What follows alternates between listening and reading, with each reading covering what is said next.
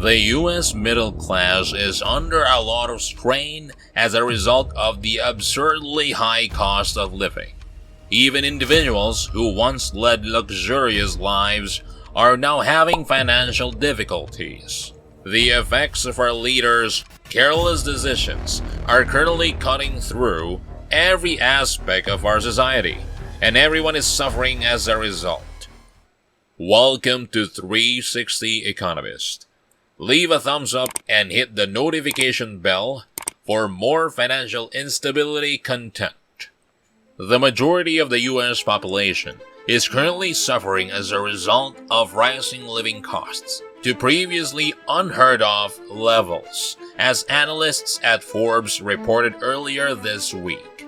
Americans are currently paying a significant price for this magical thinking, as inflation is at its highest level since 1982 and is being fueled, at least in part, by record government expenditure. Meat and egg costs have increased by 12.2% since last year. Used trucks and automobiles are up 40.5%, with furnishings up 17.5%. The overall national debt of the United States is currently over $30 trillion, according to the Treasury Department. Since those newly minted dollars are still entering the market and global output is still slowing down, we are now left with an enormous amount of cash chasing a smaller pool of products and services. This worsens the gap between supply and demand and drives up prices. Because of this, the cost of living has been soaring, which is bad for the middle class in America. The majority of consumer spending comes from the middle class, yet as inflation has begun to pick up speed, people's purchasing power has been dropping. As the cost of necessities increases beyond what people can afford, consumer spending will continue to decline. According to a recent research, 82.2%, or 4 out of 5 new vehicle purchasers, had to spend much more than the sticker price in January. The typical amount above sticker was $728. When buying a new car, consumers would receive an average discount of $2,648, while others would pay a premium of $4,048 to get first access to the models they want. This is in part driven by affluent consumers being willing to shell out more money to get the vehicles that they want. But there's also a vast population of people who are being forced to do so simply because they need transportation and have no other choice, explained Jessica Caldwell, Edwin's executive director. Additionally, the cost of fueling our vehicles is rising. The new average price for a gallon of gas in California is $4.72 as of yesterday, which in a few months could rise to $5. Soon, national gas prices in the U.S. will be impacted by some of the reasons responsible for the price increase linked to the switch to renewable fuels. Industry leaders claim that although while the national average price of $3.52 per gallon is less than California's $4.72 per gallon, the percentage increase in price is happening far more quickly. Over the past year, gas prices have increased by 40%, or 6% overall.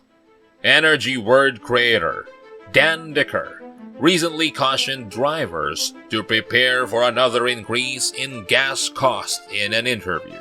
As soon as oil prices reach $100, he predicted that they will quickly drop to $5 per gallon. After that, he predicted that they may reach $6.50 or $7 per gallon.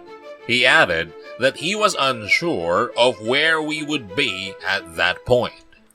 Patrick Dehan, head of petroleum analysis, said that in addition to rising oil costs, the majority of the country is beginning a multi-month switch to summer gasoline, which would further increase pump prices. Additionally, last week's cold weather in Texas resulted in a few power outages and significant refineries, further impacting markets. I don't foresee any additional opportunities in the near future, but price hikes will still be necessary due to seasonality. So drivers should be prepared to spend more, he said. The cost of housing is rising as well, as a result of a significant increase in the price of lumber. The average cost of a newly constructed home has increased by almost $19,000, according to Jerry Howard, CEO of the National Association of Home Builders. There are three primary sources of the lumber issue: disruptions to the supply chain, regulatory reform, excessive inflation. The inability to deliver lumber from the sites to builders, the supply chain crisis, and the lack of transportation are all contributing factors. It's a problem with the lumber business's own refusal to increase production, and it's a problem with the tensions in our lumber trade with Canada, he said. Making matters worse, heating our homes, a crucial winter necessity, is turning into a privilege reserved for those who can afford to pay for escalating heating prices. According to a recent survey by the Heartland Institute, the average American family's home heating bills increased by as much as $1,000. As a result, the typical U.S. household paid an additional $600 on expensive gasoline and $700 on expensive electricity. Additionally, those that use natural gas typically pay $300 more per year than those that use home heating oil, and vice versa. In total, the average American household spent approximately $1,000 more on energy than it did a year ago. It's also crucial to highlight that these increased energy prices have been baked into the expenses for all products and services bought and sold in the economy, leading to overall inflation, said Heartland, writers Lino Licken and Jack Taylor in the paper. With those expenses in mind, it is evident that the administration's poor energy and climate policies cost the typical U.S. household significantly more than $1,000 over the course of the previous year, whether directly or indirectly. Over 70% of Americans struggle to make ends meet, and middle-class employees in particular have had a particularly difficult time. In order to cover their escalating living costs, more people are turning to credit cards. According to the New York Fed, credit card balances reached $860 billion, and the total U.S. household debt reached $15.8 trillion in the fourth quarter of 2021. The amount of nominal debt that will increase in total during 2021 will be the highest since 2007. The aggregate balances of recently opened mortgages and auto loans rapidly grew in 2021, in line with rises in home and vehicle prices, according to a statement from Wilbert van der Klaw, Senior Vice President of the New York Fed. Real earnings, however, are simply not catching up with inflation.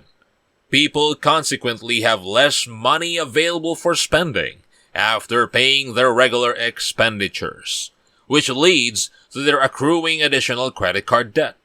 This is having severe effects on our economy as a whole by gradually eroding the middle class in the U.S. The middle class in the United States once represented the largest and wealthiest in the history. but it is now being completely decimated, and those in positions of leadership are to blame. More Americans are becoming aware of the reality of the situation every day. Most people believed that there would be unending wealth for many years to come, and they are now quite furious, since it is obvious that our future will be very turbulent. Thank you for watching. Don't forget to leave this video a thumbs up, and subscribe to our channel to always keep updated with our latest notifications.